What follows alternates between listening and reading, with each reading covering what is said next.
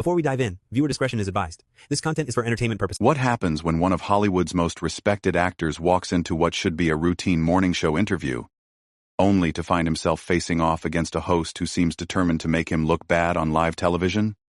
What you're about to hear is the explosive exchange that had viewers picking sides and left everyone asking the same question: who was really out of line here? Before we dive into this incredible story, make sure to hit that subscribe button and drop a comment below telling me which side you think was right, because this one is going to divide people. Trust me. You're going to want to see how this plays out. It was supposed to be just another promotional appearance. Samuel L. Jackson had a new film coming out, and his publicist had scheduled the usual rounds of morning show interviews. Good Morning America was first on the list, and Jackson arrived at the studio that morning in his typical professional manner, greeting the crew with his characteristic warmth and preparing for what should have been a straightforward conversation about his latest project. But from the moment he sat down across from Michael Strahan, something felt different. There was a tension in the air that Jackson couldn't quite place. Strahan's usual television smile seemed forced, and his handshake lingered just a moment too long, like he was sizing up his guest. "Samuel L. Jackson, welcome back to Good Morning America," Strahan began, his voice carrying that familiar television enthusiasm. But Jackson caught something else underneath it, a slight edge that made him straighten in his chair. "Good to be here, Michael," Jackson replied, settling back and crossing his legs. He'd done thousands of these interviews over the years, and he knew how to read a room. Something was already off. "So let's talk about your new film," Strahan continued, glancing down at his notes. "But first, I think our viewers would be interested to know about some of the comments you made recently about the industry. You've been pretty vocal about certain issues." Jackson's eyebrows raised slightly. This wasn't the direction he'd expected the interview to take.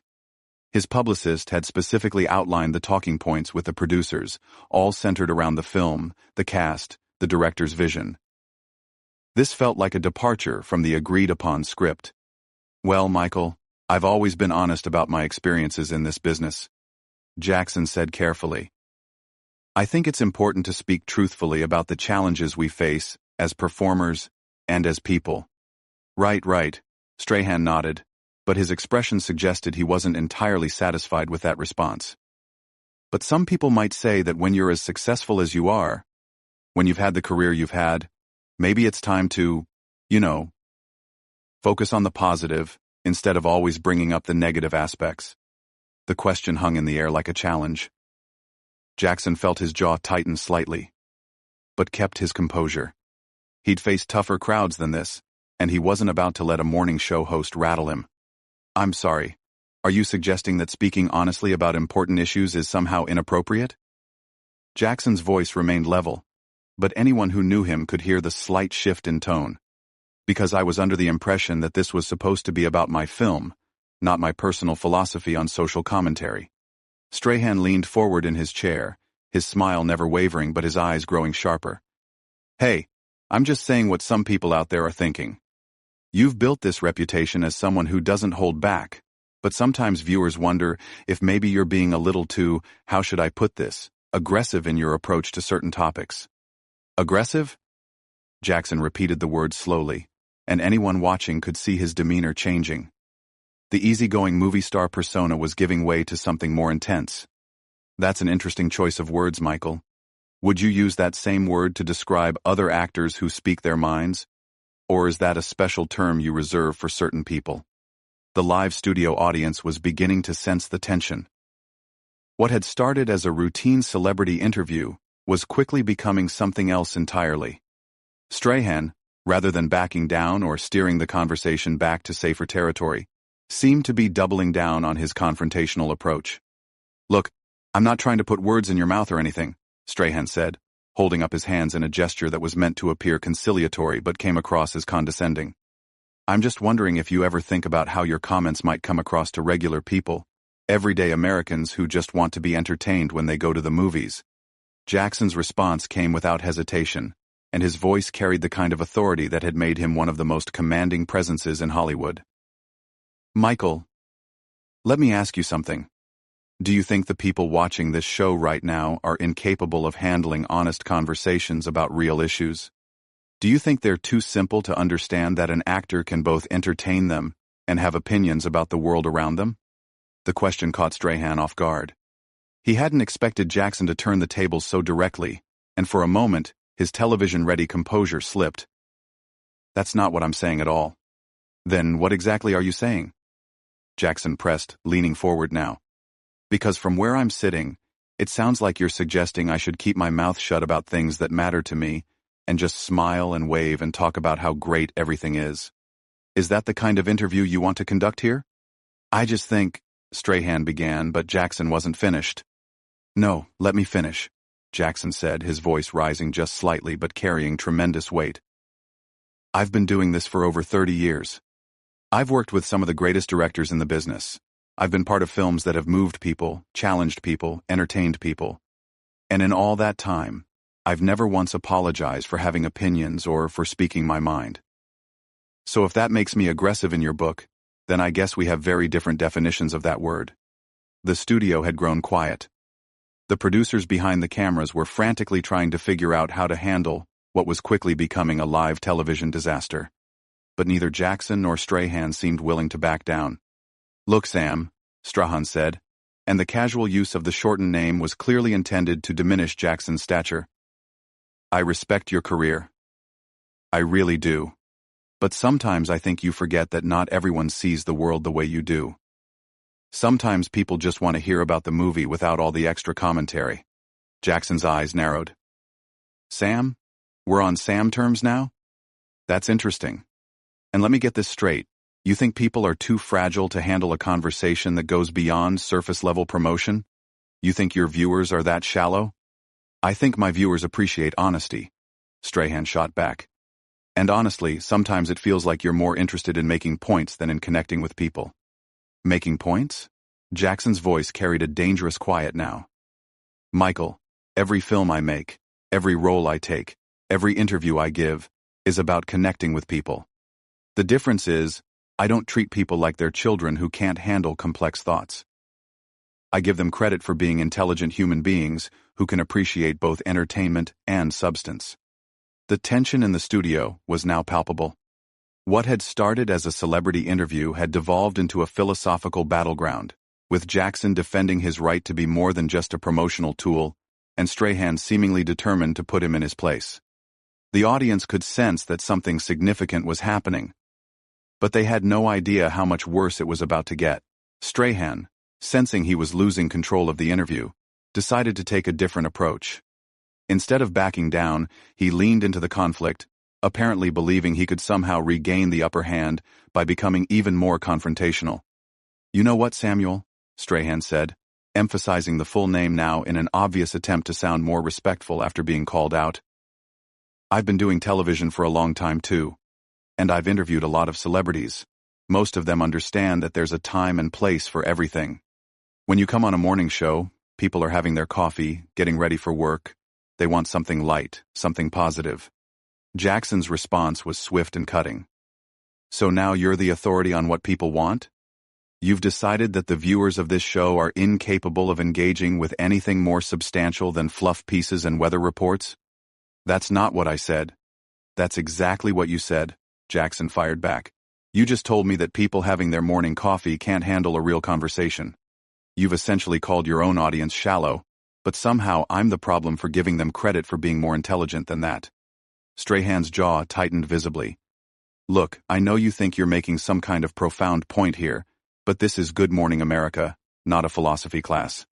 People tune in for entertainment and information, not to be lectured. Lectured? Jackson's voice rose slightly, and the studio audience shifted uncomfortably in their seats. Michael, having an opinion and expressing it thoughtfully isn't lecturing. It's called being a human being. But apparently in your world, celebrities are supposed to be nothing more than trained seals, clapping and barking on command when you want them to promote something. That's ridiculous, and you know it. Strahan shot back, his own voice beginning to rise. I've had thousands of guests on this show, and most of them managed to have a conversation without turning everything into some kind of political statement or social commentary. Jackson leaned back in his chair, and anyone who knew his films could recognize the look that was crossing his face. It was the same expression he wore right before delivering some of his most memorable lines, that moment of calm before the storm. Political statement? Michael, when did talking about treating people with respect become political? When did suggesting that audiences are intelligent become controversial? You're the one who turned this interview in this direction. I came here to talk about my film, remember? And we can still do that, Strahan said, but his tone suggested he had no intention of letting this go. But first, I think we should address the elephant in the room. A lot of people feel like you've become too comfortable using your platform to push your personal agenda. My personal agenda? Jackson repeated, and his voice carried that unmistakable edge that had made him famous for playing characters who didn't back down from anyone. And what agenda would that be exactly? Strahan seemed to realize he'd stepped into dangerous territory, but instead of retreating, he pushed forward. I mean, you're constantly talking about inequality, about how the industry treats certain people differently, about social issues that some people think should be kept separate from entertainment. Some people think that, do they? Jackson's voice was getting quieter, which anyone familiar with his work knew was not a good sign. Michael, let me ask you something. When you wake up in the morning, do you get to choose whether or not you're black? The question hung in the air like a bomb waiting to explode. The studio audience went completely silent, and even the camera operators seemed to freeze. That's not what this is about, Strahan said quickly, but Jackson wasn't finished. No, answer the question. Do you get to wake up and decide whether or not your race is going to factor into how people treat you that day? Because I sure don't. So when you tell me to keep my personal agenda separate from my work, what you're really saying is that my experience as a black man in America should be something I hide when I'm promoting a movie. Strahan looked genuinely flustered now. Samuel, you're putting words in my mouth that I never said. Am I? Because it sounds to me like you think there are certain topics I should avoid discussing, certain aspects of my life and experience that make you uncomfortable. And the fact that you're calling basic human dignity and equal treatment a personal agenda tells me everything I need to know about where you stand. That's completely unfair, Strahan protested. I never said anything about race or dignity or any of that. I'm talking about keeping things appropriate for the audience and the time slot. Jackson laughed, but it wasn't a pleasant sound. Appropriate for the audience? Michael, you just spent the last 10 minutes questioning my right to have opinions and suggesting that speaking honestly about my experiences is somehow aggressive or inappropriate. Now you want to pretend this conversation isn't about exactly what it's about? Look, I think we're getting off track here, Strahan said, clearly trying to regain control of the situation. Why don't we talk about your new film? I'm sure that's what people really want to hear about. Oh, now you want to talk about the film? Jackson's voice dripped with sarcasm. After spending all this time telling me how I should behave and what I should think and how I should present myself to your audience, that's convenient. Strahan's professional facade was beginning to crack. I never told you how to behave or what to think. I simply suggested that maybe there are better forums for certain types of discussions. Certain types of discussions, Jackson repeated slowly. You mean discussions about real issues that affect real people? Discussions that might make some of your viewers think about something beyond their morning routine? Michael, do you hear yourself right now? I hear someone who's determined to make this interview about everything except the reason you're supposed to be here. Strahan fired back, his patience clearly wearing thin. Jackson stood up slightly in his chair, and his voice carried the full weight of his decades in the business.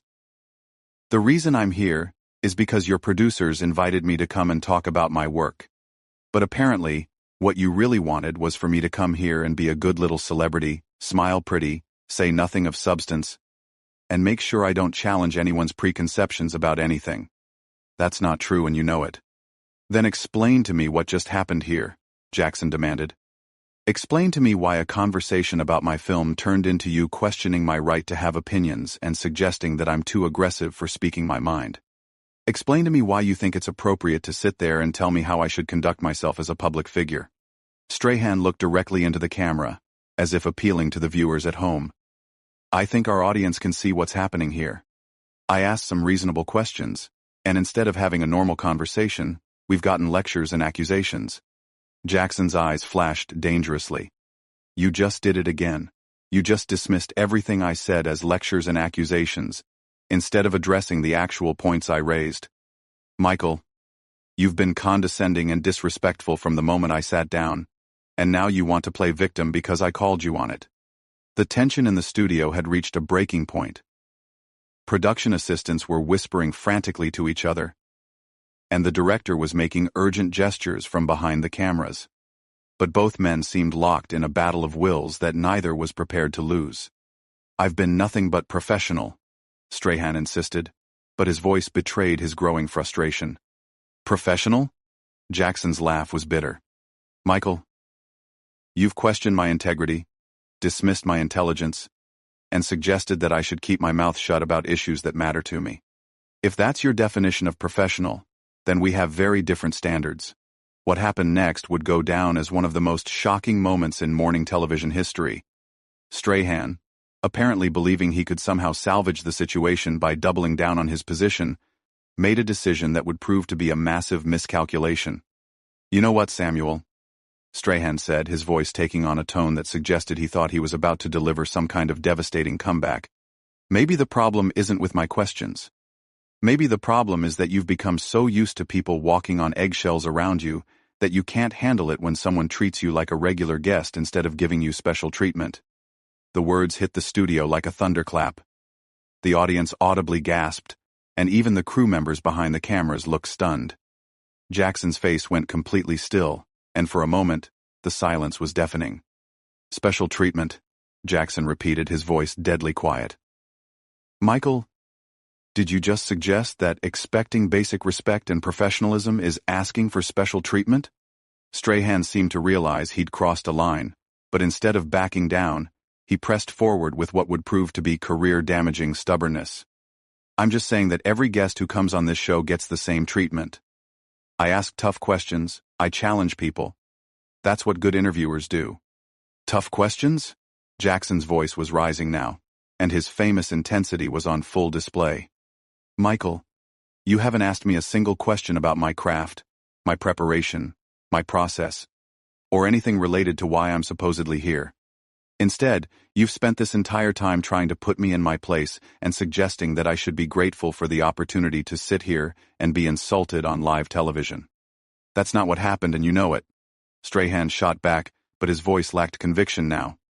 Jackson stood up from his chair, and the movement was so sudden and decisive that several audience members actually leaned back in their seats. Michael, let me tell you what happened here. You decided before I even sat down that you were going to try to embarrass me on your show. You thought you could score some points by putting the uppity actor in his place, and you miscalculated badly. Sit down, Samuel. We're not finished here, Strahan said, trying to reassert some authority, but his words only made things worse. Jackson's response was delivered with the kind of controlled fury that had made him a legend. Oh, we're finished all right, but let me make something crystal clear before I walk out of here. You don't get to tell me to sit down. You don't get to dismiss my concerns as lectures. And you certainly don't get to suggest that expecting to be treated with basic human dignity is asking for special treatment. You're overreacting, Strahan said, but his voice was getting smaller. Overreacting? Jackson's laugh was sharp and humorless. Michael, you just spent 20 minutes trying to humiliate a guest on live television, and when he refused to take it quietly, you accused him of overreacting. Do you understand how that sounds? Strahan looked around the studio as if seeking support, but found none. The crew was staring at him with expressions ranging from shock to disappointment, and the audience was completely silent, hanging on every word of this unprecedented confrontation. Look, maybe we both got a little heated, Strahan said, clearly trying to find some kind of middle ground, but Jackson wasn't interested in compromise. No, Michael, you got heated. I got disrespected. There's a difference.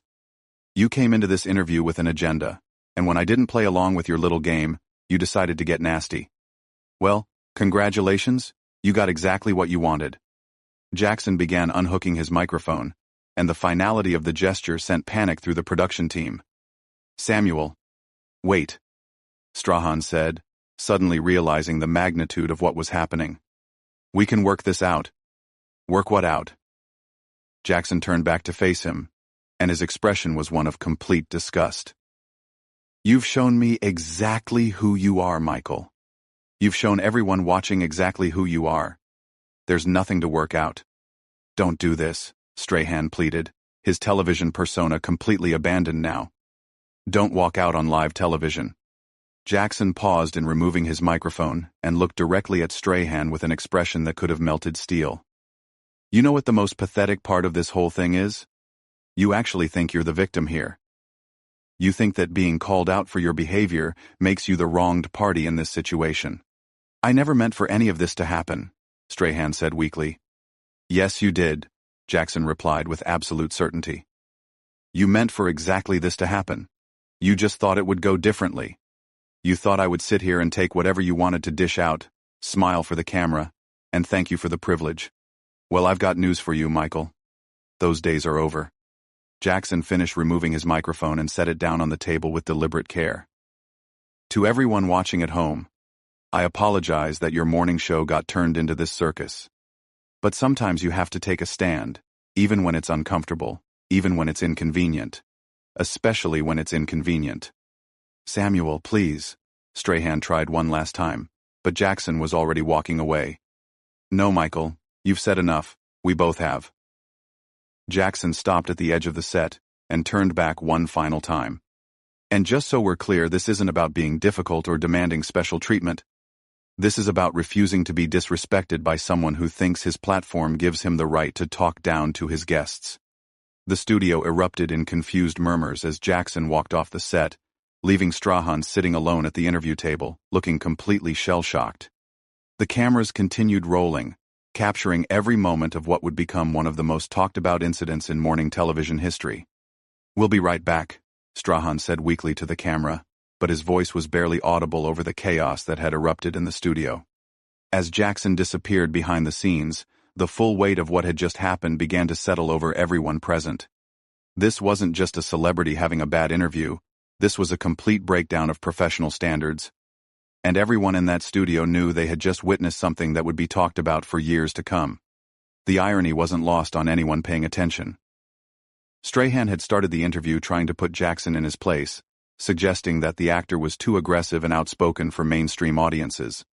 But in the end, it was Strahan himself who had come across as unprofessional, disrespectful, and completely out of his depth when faced with someone who refused to be intimidated. Jackson's final words echoed in the silent studio, a reminder that sometimes standing up for yourself means walking away from situations where you're not being treated with the respect you deserve. And as the production team scrambled to figure out how to fill the remaining time in the show, one thing was perfectly clear. Samuel L. Jackson had just reminded everyone watching why he's considered one of the most formidable presences in entertainment, both on screen and off. So there you have it. The complete breakdown of one of the most explosive morning show interviews ever recorded. What do you think? Was Samuel L. Jackson right to walk out? Or should he have handled things differently?